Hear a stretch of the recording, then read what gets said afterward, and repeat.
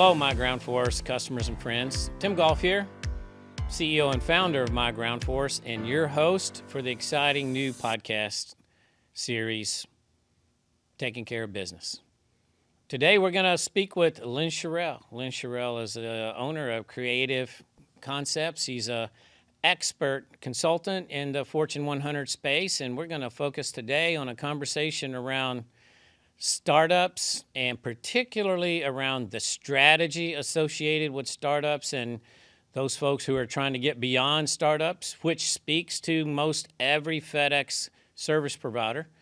And we're going to talk a little bit about vision maps and how she has this amazing expertise to interview you and then take what's in your head, put it in a picture, and send it to you. And it'll be your strategy in printed form. It's really kind of amazing thing. So let me welcome Lynn. Hello, Lynn. Welcome to the podcast, Hello. Taking Care of Business. You. I love it. That's the perfect name, isn't it? Well, we like to think so. And Lynn has joined us live from Arizona today, where she's doing some great work out there. So, Lynn, why don't you tell us a little bit about you, and then maybe tell us something about your consulting company. Great, thank you. Well, I've been in business since 1998, so it's been a minute.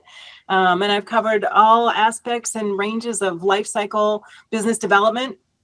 I've been focusing on marketing, digital branding, and really just helping people get their signature system, signature offers, all their branding cohesive, make sure that it's really sharing the value of what they deliver. So it's been a super exciting experience. And the big focus for me is strategy, because strategy really is what differentiates you. It helps you get right to the heart of where you're going. And so that's where I'm focusing my time now. Pretty great. Yeah, oftentimes in this service provider space, we kind of let FedEx have the strategy responsibilities, and I'd coach people. And of course, we did a strategy review in the past. And what I coach people is you got to have your own strategy. It's your business. You have to have where are you trying to go, and how do you plan to get there? And are all your people on the same page, right? This is what we try to do with strategy, and we're going to dive into that in detail. But tell me how you got to the point where you have this expertise on startup companies. The book you wrote was really great. So the ebook you wrote, I should be more specific. So how did you get that expertise? Well, I have a checkered and sordid past. We all do. Yeah, right.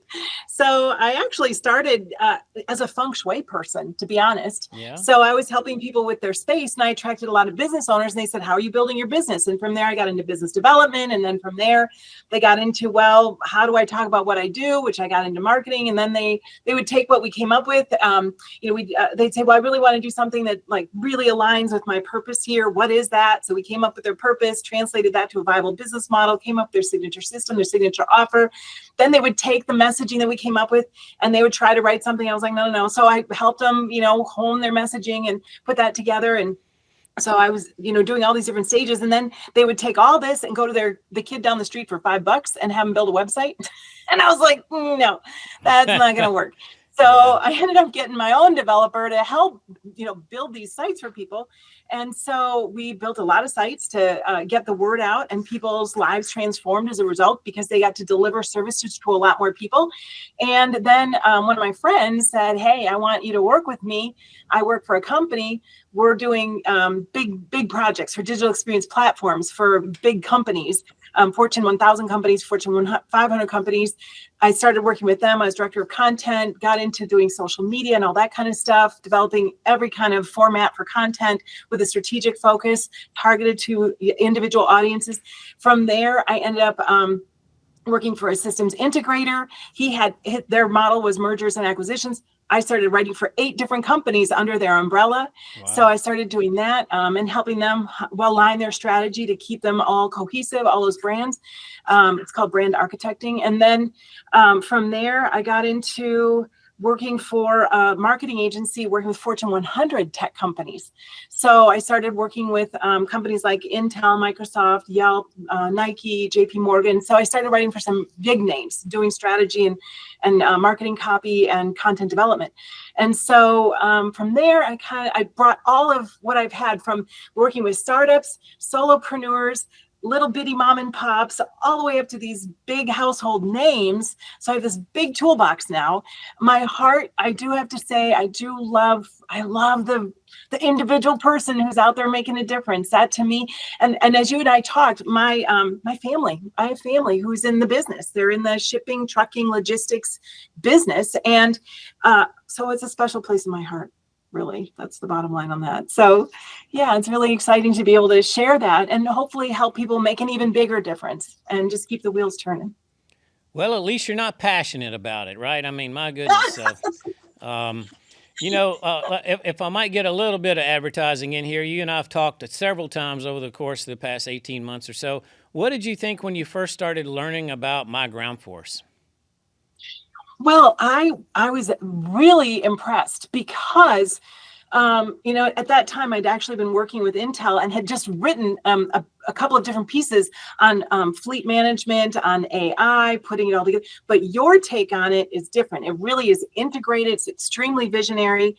And I think you have just, you found a place that nobody else has found in order to help your customers be that much more effective, more profitable, more streamlined. And and you found a way to help make it consumable, which I think is another key factor. Because sometimes you can get all the whiz bang stuff, but you don't get it's just not easy to do. You got to be a technical wizard to do some of these things and turn yourself upside down and stand on your head. And you've made it where it's very consumable, it's practical, it's just get in there and get it done. And it's leveraging technology in a smart way. So yeah, when I saw what you were doing, I got really excited. I think I kind of went through your whole site with you and went through every page, but yeah, what you're doing is really pretty remarkable. So it really stands out in the market. Well, that feedback that you've given me in the past and the coaching, hey, you'll see some changes in our website that speaks directly to Miss Lynn's guidance, and we really appreciated that. And we are excited about your take because you're an expert. Look, there's no one in the United States doing what we do. No. And, oftentimes as the CEO and founder, I'm sure folks hear me say that and they're like, okay, here we go, snake oil salesman. But actually, no, there's really no one else doing what we're doing, and we really appreciate that feedback from you. So, as we've talked before, this FedEx service provider marketplace, your average company has 10 employees. They're doing $1.5 million, $2 million a year. It's a person who has bet the farm on themselves along with their kids' toys and their wife's jewelry. They're all in, and all the cards are in the middle of the table. So give some advice that you would give to some startups to this audience, because look, this is a big audience, right? There's thousands of people in this audience that really needs to hear your message to startup companies, giving your extremely diverse experience. Well, I would say one of the things that I see a lot that happens is that as startups get going, they're trying to do everything, cover everything, be everything, handle everything. And really being in business is just it's a constant navigation of newness. So you're always in a place where you've never really been before. You're figuring it out. You can try and look at what other people did. But if you don't know who you are, what you stand for, what you want to do, how you want to make a difference, if you don't have that core in place, that foundation, it's really, really hard. You miss opportunities and you get pulled into stuff that maybe isn't for you. You aren't maybe clear in communicating with your employees what they should be focusing on. So it's having that clarity of just, you got to have your foundation. And everybody I've ever met in this industry, I do have to say they got their heads screwed on straight pretty much, but to translate that to a business vision, sometimes that translation gets a little fuzzy. Yeah. I mean, it's easy to do. There is a lot of going on. I really like that. You got to be managing newness all the time. I've worked in Fortune, 100 companies and worked for some very famous names. And I remember I used to tell my global divisions, we had to focus on our core competencies and we're going to outsource the rest. There are where we add value and there's where we don't. And so we can't be everything. I worked when I was in private equity, the boss used to say, if we can't be differentiating, we don't do it.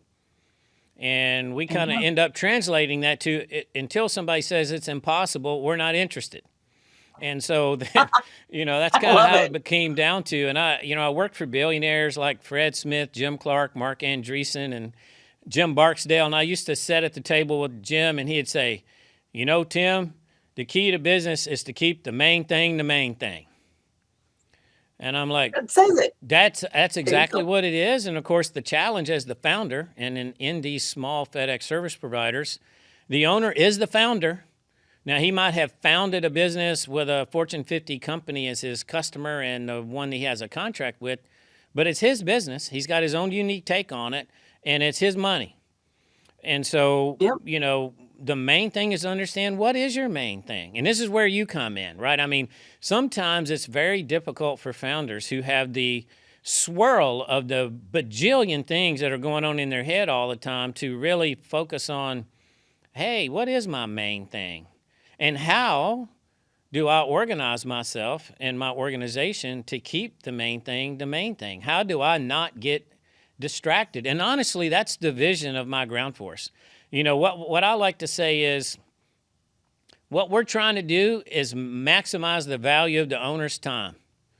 The owner does not offer any value to his business with his Excel skills or his ability to process payroll or any of these other things. He's the guy that owns the company. His leadership is indispensable. There are some things that only he or she can do, and they need to focus on those things and then leverage state-of-the-art, what is now, I don't want to call it commoditized, but it's less expensive than it used to be technology to handle a lot of these things, minimize your overhead to a fractional rate, and focus on what you do well. The owner of the studio I'm in likes to say, learn how to work on your business, not in your business, right? And this is a famous phrase that other folks have used. And but talk about how you take these business owners who have this swirl in their head, and how do you sort through that as you talk to them and help them understand what is their main thing? How do you do that? Yeah. I'm going to share a PowerPoint. Actually, I put a little something together, but I just love our conversations because I never know where they're going to go. But what you triggered in my hey, head, we're on a dirt road, but it's okay. Yeah. It's always interesting. There's actually 3 roles in a business. There's the visionary, right? They're the person who sees the bigger picture, sees what's coming. Then there's the maven, the subject matter expert, the person who really gets in there. And then there's the implementer who gets in there and makes it all happen. And you need to cover all those roles. When you're a startup, you're covering all that. And sometimes those are very different skill sets. So that can get really interesting. But there's actually a book out there called The Difference Between Pioneers and Settlers as it applies to business. Oftentimes the pioneers can never be a settler. They don't have that skill set. They're the visionary. They're the ones that can whip things out of midair. But when they're settled down into trying to turn it into a profitable business, then this is when Bill Gates figures out he needs the other guy to run the business, right? He's not the guy that can run the business. He needs somebody else. This is where Ballmer comes in. So that's a great point. I look forward to seeing what you got for us. So can you see my screen now? We can. That looks amazing. We appreciate you putting a truck on there. I know, right? I loved it because to me, this is what it's about. You might have a vision, you might have some pieces, you might have some, bits, but then it becomes real. That's what goes into making it real. So I thought we could maybe talk about some definitions. We can talk about what the advantages of business vision mapping are, how to do it. If somebody wants to get in there and do it themselves, maybe understand, is it right for you at this time? What does it look like if a professional helps? And what's the net effect that somebody can experience as a result of it? And this was me just talking. My prime directive is to actualize potential, and I like doing that through by helping my clients get their path to success. And for me, success means purposeful business, resourceful innovation, and entrepreneurial intelligence and meaningful value. That all has to be there.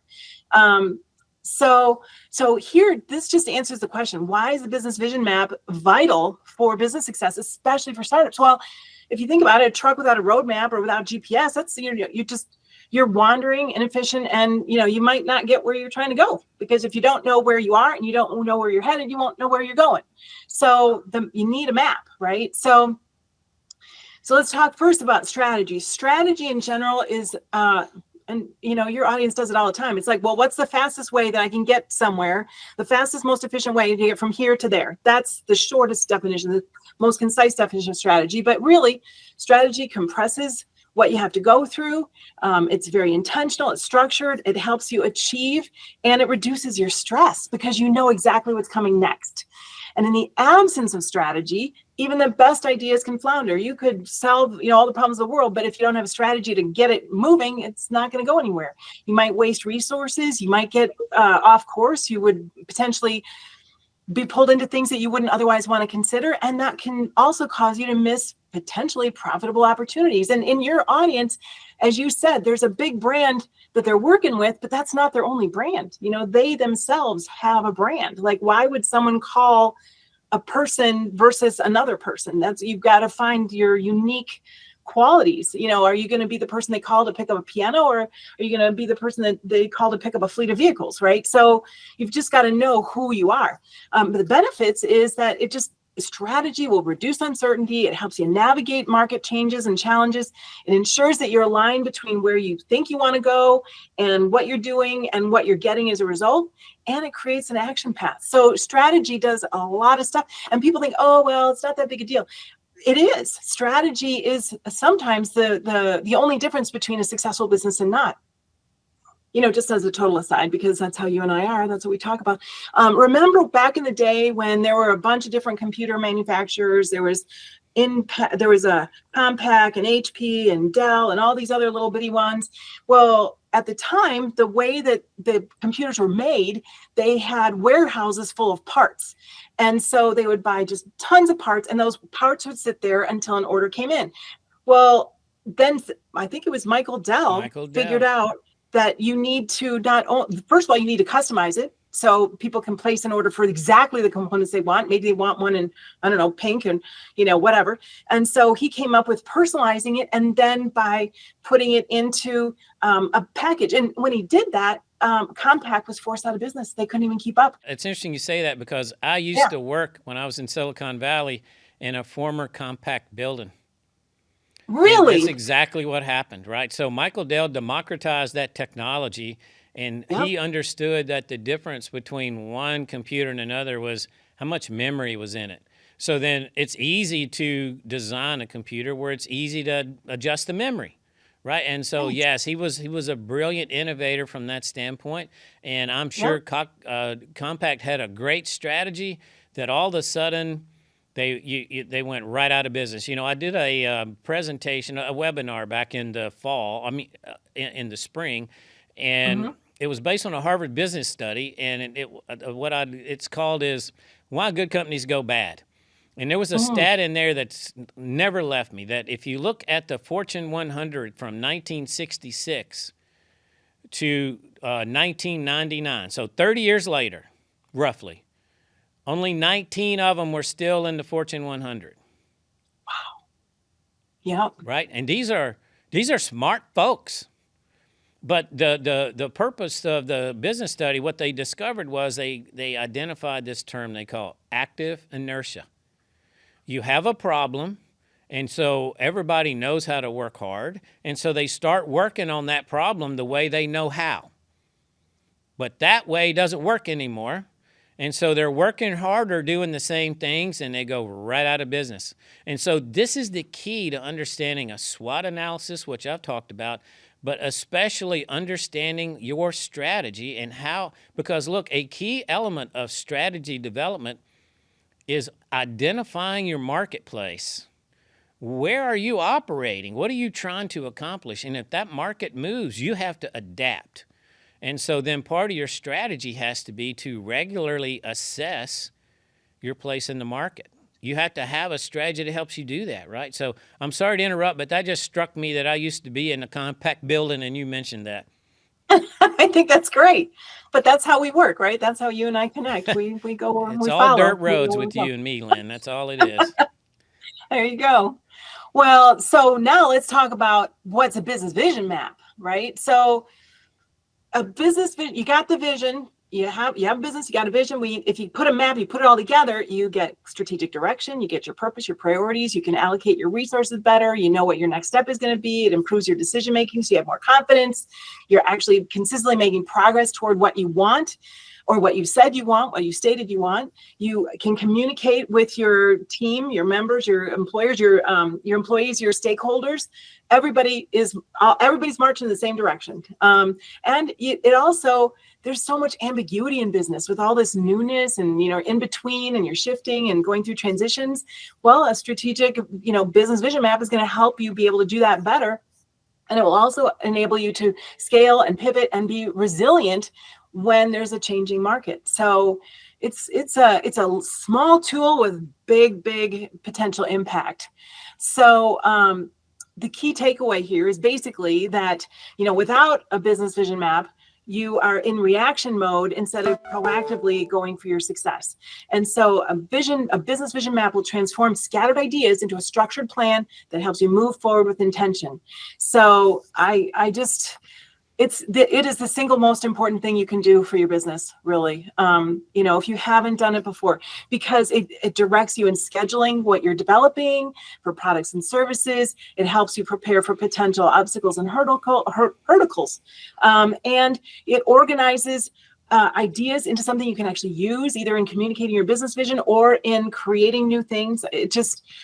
You can make decisions more quickly and easily. You can assess your resource needs, allocate more effectively. You can understand how your customers are going to progress your offering. So maybe they get you for, they might hire you for one little job, but then it's like, oh, wait a minute, there's a bunch of other things, or I can refer you to people I know, or I have bigger needs, or I have more consistent needs. So you'll understand what you can offer to help your customers move through your value path. It crystallizes your marketing messages, and it makes sure your employees are working on the right things at the right time in the right order. So all of that can come from just getting your business vision map sorted out.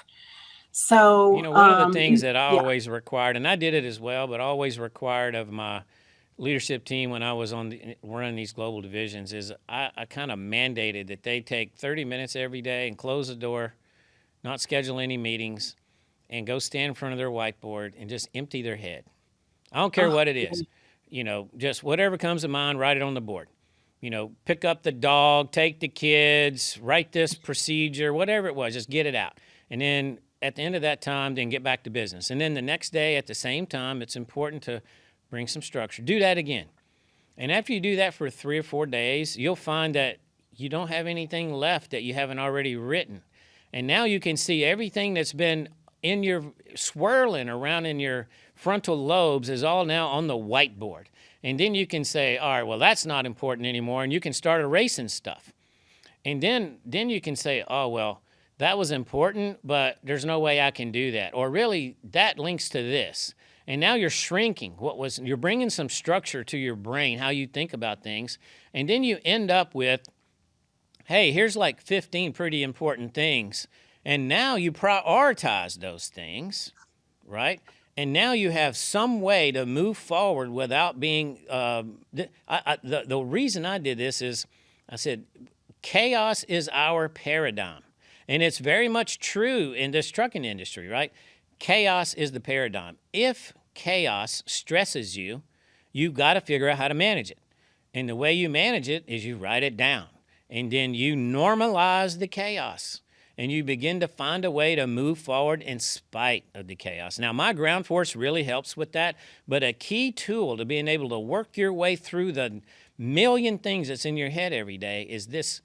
But with a vision map, then you can take your 18 or 20 things that you came off the whiteboard with after 2 weeks of work, and now you can say, what's important?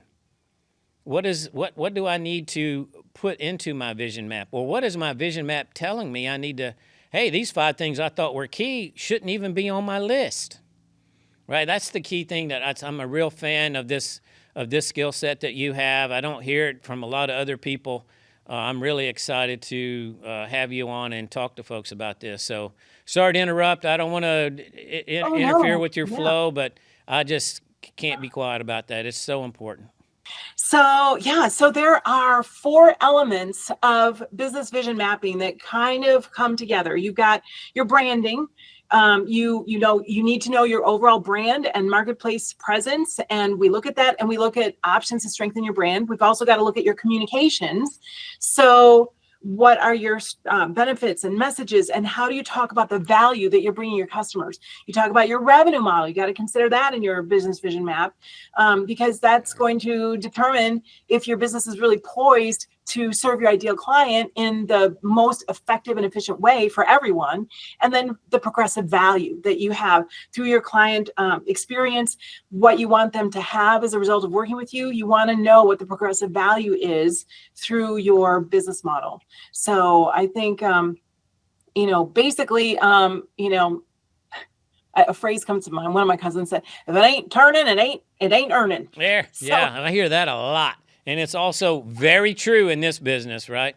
Hey, the country turns on what our customers do. It's all about beans and bullets, man. You got to move the stuff to where things happen. And so it's a very critical industry, but it's a very difficult industry to be very good at, right? So we appreciate what you're showing us today. Oh, well, thanks for having me share it. So one of the things that people will ask me is, is this something I actually really need? And I have an answer. I have, yes, if you're new in business, yes, if you're established in business, and yes, if you're successful in business. Okay. So it kind of covers the whole thing, right? Yeah. Because if you're new, you don't want to waste a year or two trying to figure out how to market yourself or whatever. You just want to focus your energy on delivering value and generating income right away. So if you're new in business, if you're a startup, it's really an essential, and it's an overlooked one, because strategy is really, it's important, but it's not urgent. Right. So if something's not urgent, when you're a startup, you kind of say, okay, forget it. I'll do that later. I'll get to it later. But this is the thing that literally can be your make or break moment. So yeah, there's that. And then if you're established in business, you want to build on what you've already created. You want to streamline your marketplace presence. You want to organize your operations, and you want to delegate more effectively. So, and then if you're already successful in business, you likely already know the value of strategy. But if you want to start something new, or if you want to take your current business to a new level and surface new opportunities, no matter where you are at any stage in business, a business vision map is going to help you get your head together, know where you're going, put your plan together. So that was great, because I have shared before with my audience the Eisenhower prioritization that you just referenced. And too many times startups end up focusing on what's urgent. yes, But it could be urgent and not important. And if you're not thinking about it like that, then you're really wasting time when you spend times on things that seem urgent but are unimportant. And when I say that to people, they're like, what are you talking about? And I'm like, well, you have to work on it. But what we're trying to do with myGroundForce, and I really appreciate you saying that without knowing that I've already talked to this audience about that, is what we try to do is help owners focus on the things that are important but not urgent, because it's typically only they can do it. But if your brain doesn't think like that, you need some help. So keep rolling. We want to hear more about this. Well, it really, that's one of the things that happens too, is that startups can often be limited because the founder knows what they know, but they don't know what they don't know, right? So, or if something looks unfamiliar, they won't recognize it for the opportunity it actually is. One of the examples, and this is a simple example, but I was working with a photographer, and she said, I'm doing these doing corporate portraits, but she said, I'm just not getting enough customers. And it turned out that people were looking for professional headshots.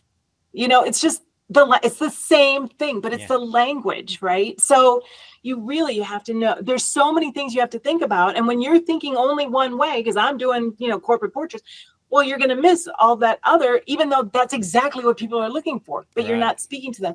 So yeah, as a startup owner, there's just, it's really, there's a lot happening there. And so when you're, do you want to talk about some do-it-yourself kind of things for startup owners to think about, or for business owners? Yeah, just breeze through them. Let us know what's there. Okay. We're gonna talk about how we can bring this to this marketplace here in a couple minutes.